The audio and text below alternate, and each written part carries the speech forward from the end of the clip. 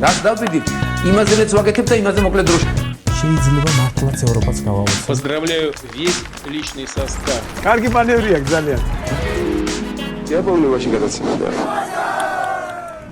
ვაშა გადაცემა თქვენთან არის თენგიზ გოგოტიშვილის სპეციალური პოდკასტი. თუ აქამდე არ გამოგიწერიათ, აუცილებლად მოიწონეთ და აუცილებლად გამოიწერეთ ნებისმიერ პლატფორმაზე: YouTube-ზე, Facebook-ზე, Instagram-სა და TikTok-ზე. ან ყველაზე ერთად.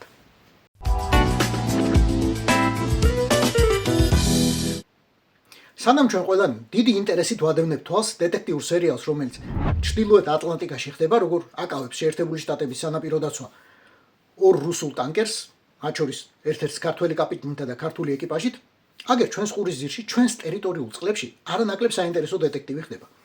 ოღონდ სამწუხაროდ ამ დეტექტივს ჩვენ არ ვამჩნევთ, ვერ ვამჩნევთ, მაგრამ პრობლემა ის არის, რომ მას არ იმჩნევს საქართველოს სახელმწიფო, მას არ იმჩნევს შინაგან საქმეთა სამინისტრო, არ იმჩნევს საქართველოს სანაპირო დაცვა. ამბავი დაიწყო 17 დეკემბერს.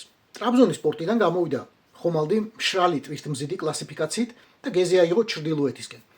ამ ხომალდს ქვია Seahawk, მეორე სახელია პრიმა და იგი ამჟამად ცურავს ვანუატუს დროშის ქვეშ, მაგრამ კომპანია, რომელიც ფლობს დღეს ამ ხომალდს, რეგისტრირებულია მარშალის კუნძულებზე.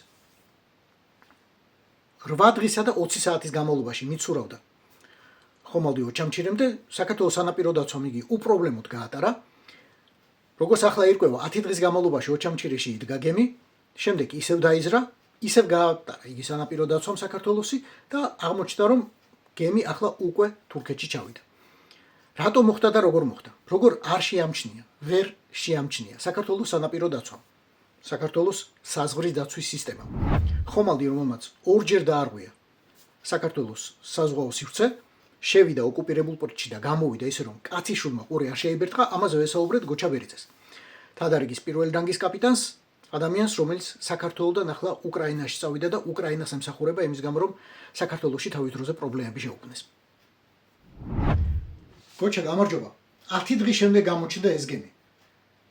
სად იყო ეს 10 დღე და დადასტურებულად შეგვიძლია თუ არა, რომ მან დაარღვია საქართველოს საზღვაო სივრცე? გემის მონაცემებიდან გამომდინარე, გემი პრიმა ოჩამჩირის პორტიდან გამოვიდა 2026 წლის 6 იანვარს, ღამის 2-ის ნახევარზე. ხოლო სინოპის ტრავერსე დაფიქსირდა 2026 წლის 7 იანვარს დღის მეორე ნახევარში. გასული არის დღე ნახევარი.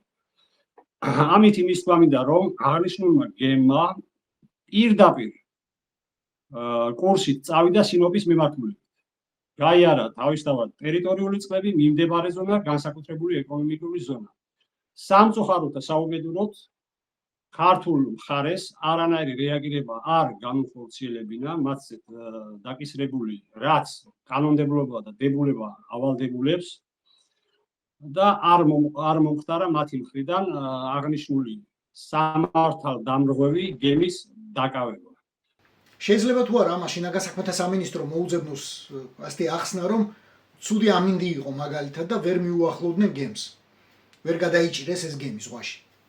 6 და 7 იანვარს ამინდი იყო კარგი, ამით იმის თქმა მინდა, რომ ცუდი ამინდის გამო პრობლემა არ შეექმნებოდა დაკავებასთან დაკავშირებით. ამინდი კარგი იყო, შესაძლებელი იყო მათი ნების შემთხვევაში ჩვეულებრივად სადარაჯო ხომალდის მეშვეობით აბორდაჟი გაიხორციელებინათ და აღნიშნული გემი დაეკავებინათ, მაგრამ ეს მათი მხრიდან არ მოხდა.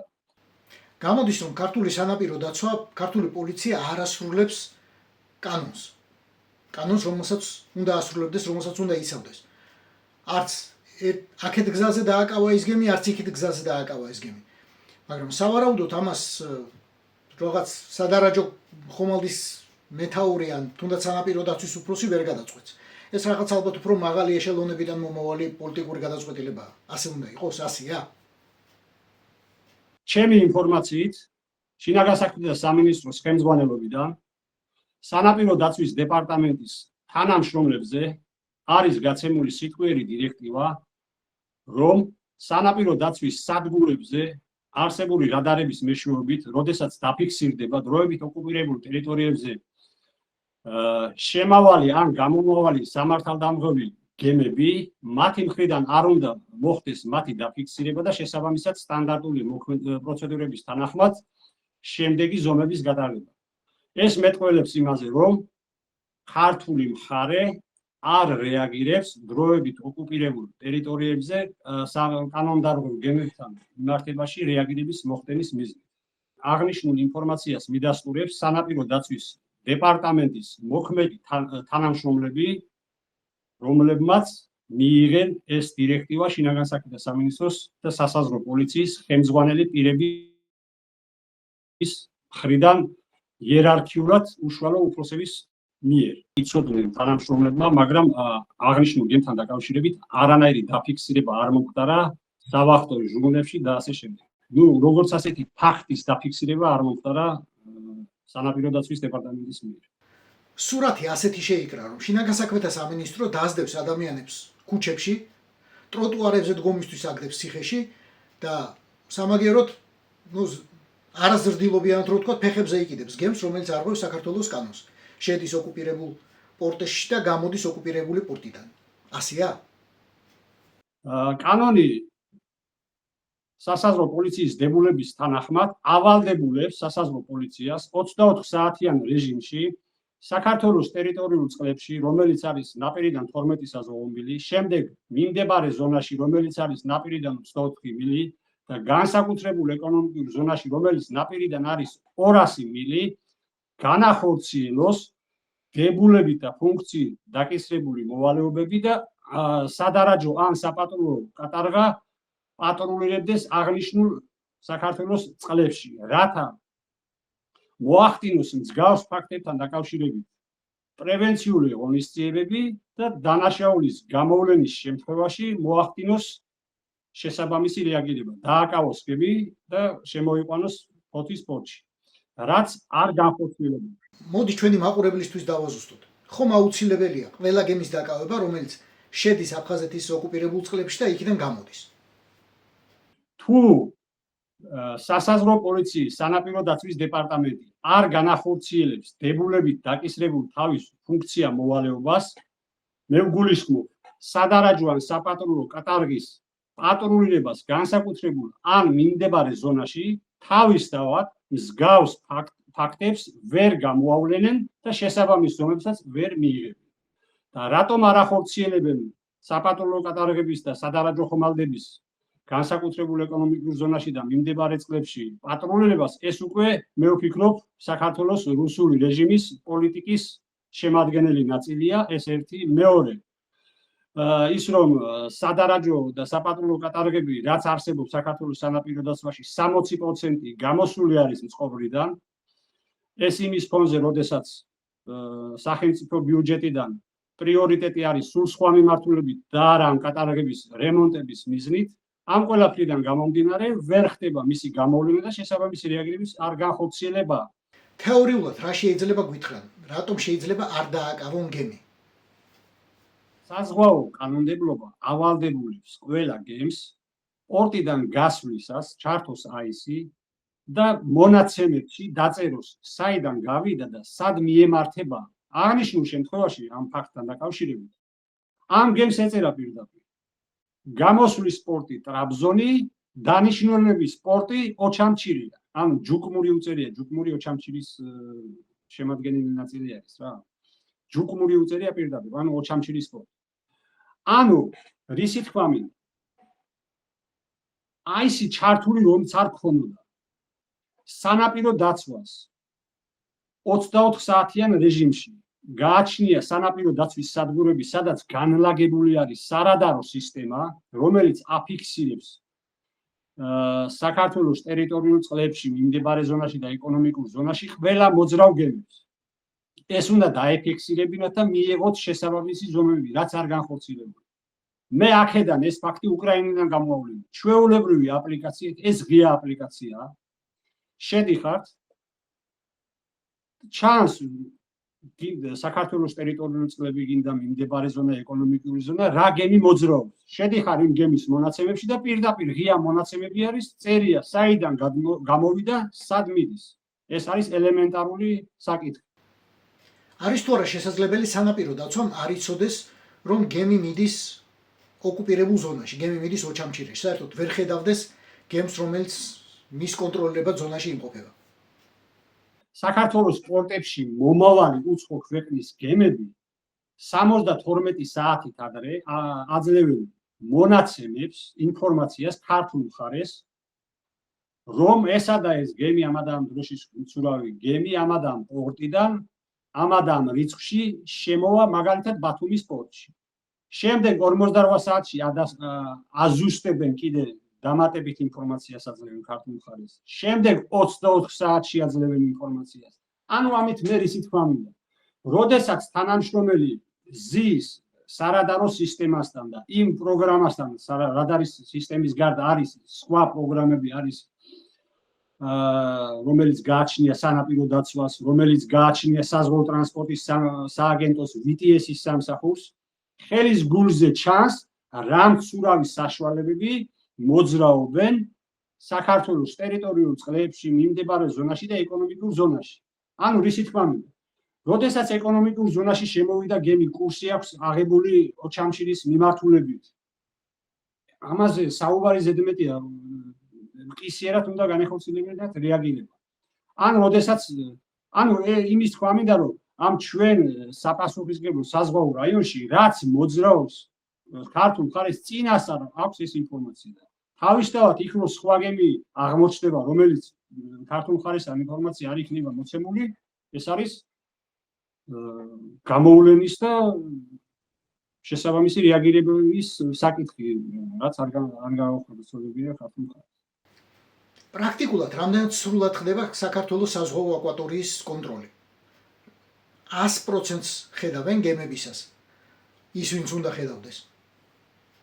2024 წლის იანვრის დასაწყისში თურქული მხრიდან დროებით ოკუპირებულ ტერიტორიებზე შევიდა დაახლოებით 30 თურქული თევსაჭირის სეინერი საქართველოს ეკონომიკური ზონის გადაკვეთის გავლით და აღნიშნული კურსით დაბრუნდნენ უკან. მაგრამ სამწუხაროდ და საუბედუროდ საქართველოს შინაგან საქმეთა სამინისტროს რეაგირება არ განხორციელებინა და არც ერთი გემი არ დაკავებულა. მსგავს ფაქტთან დაკავშირებით, როგორც მახსოვს, ბოლოს დაკავება მოხდა 2015 წელს. მის შემდეგ მსგავს ფაქტზე შინაგან საქმეთა სამინისტროს სასაზღვრო პოლიციას გემი არ დაუკავებია.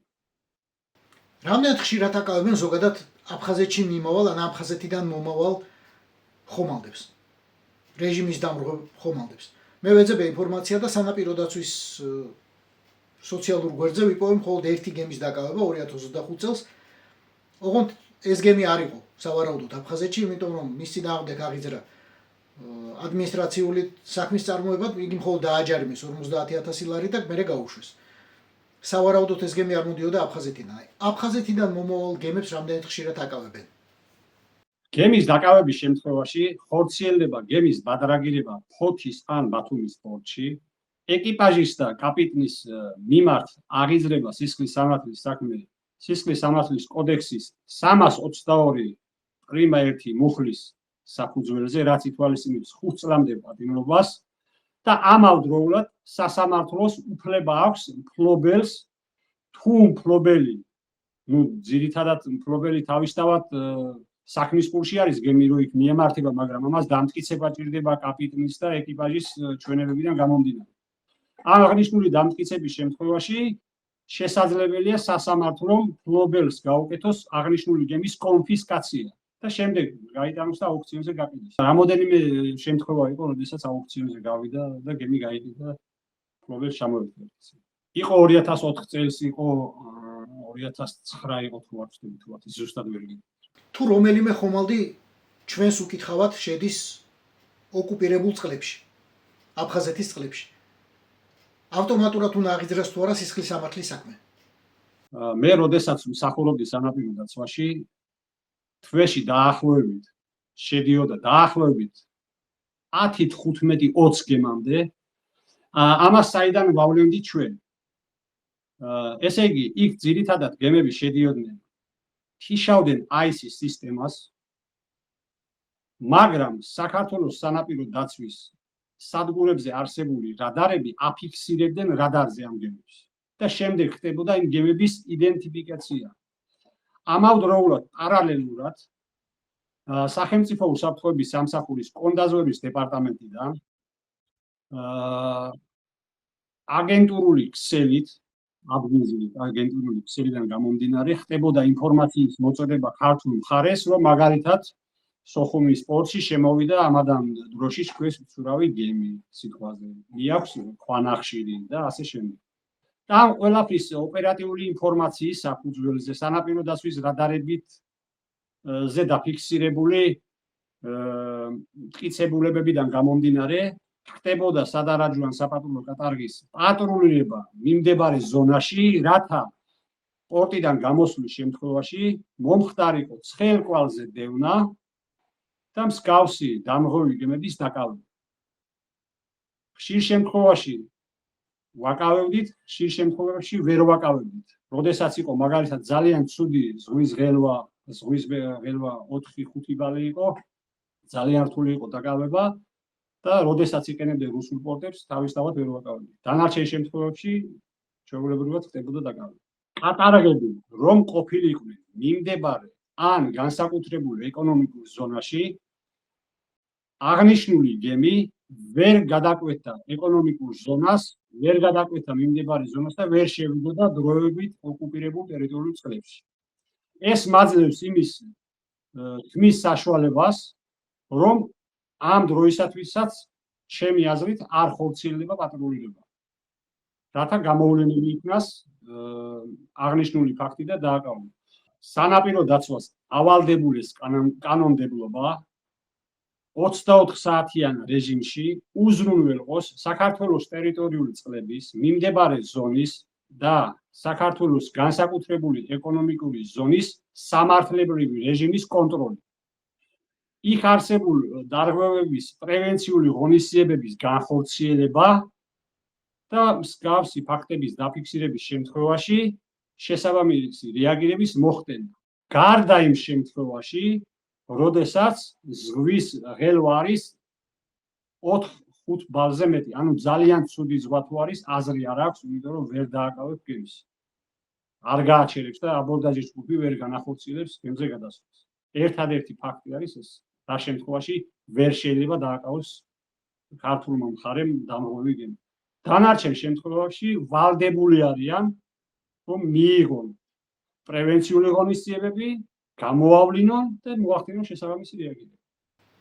კარგი, იმ ძველ დროზე ვილაპარაკოთ. ადრე როგორ ხდებოდა უკეთეს წლებში? რამდენად ხშირად აკავებდით ხომალდებს? როგორ აღმოაჩენდით საერთოდ ხომალდებს?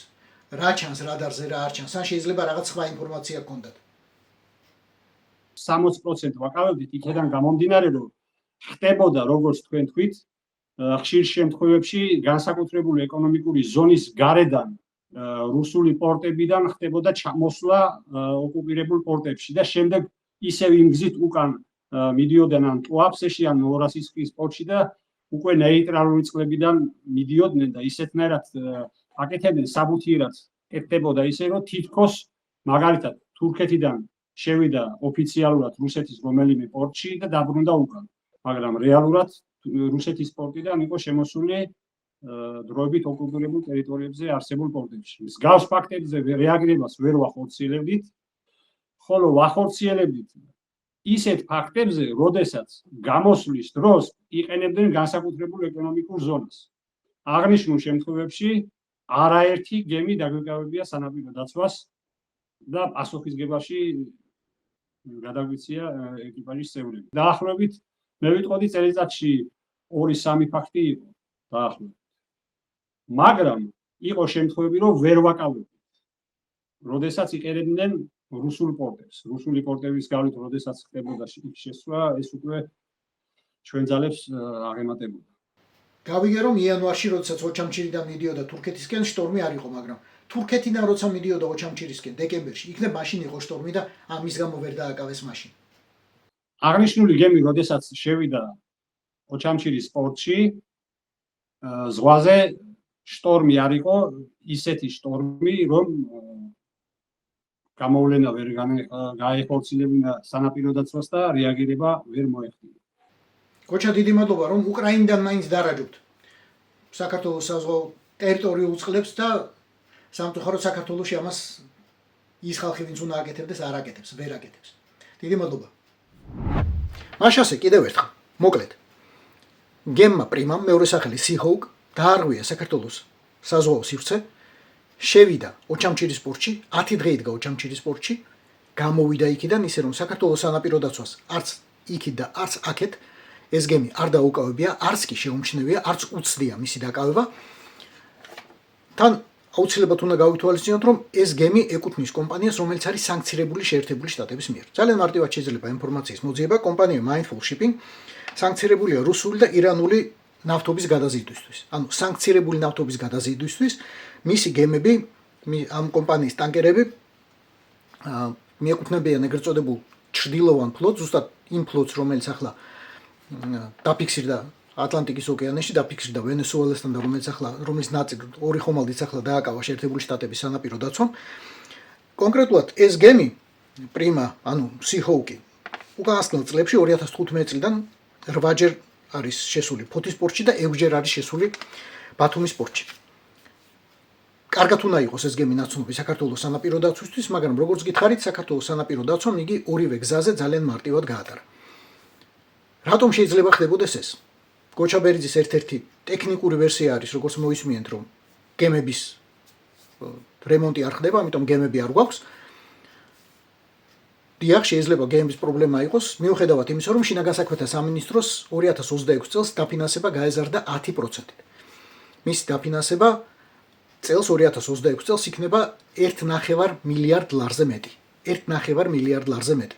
ოღონდ ეს ზრდა 10%-იანი ზრდა, რამდენადაც ჩვენ ვიცით, მთლიანად მიდის ხელფასებში. ეს ნიშნავს იმას, რომ სისტემა ცდილობს პოლიციელები უფრო ლოიალურები გახადოს თავის მიმართ და უფრო დაცულად იგრძნოს თავი. დიახ, სახელმწიფო შენახვა ზოგადად ზვირია. ამიტომ შეგვიძლია ბორია შევთავაზოთ უფრო მარტივი გამოსავალი, უფრო იაფი და იორღა.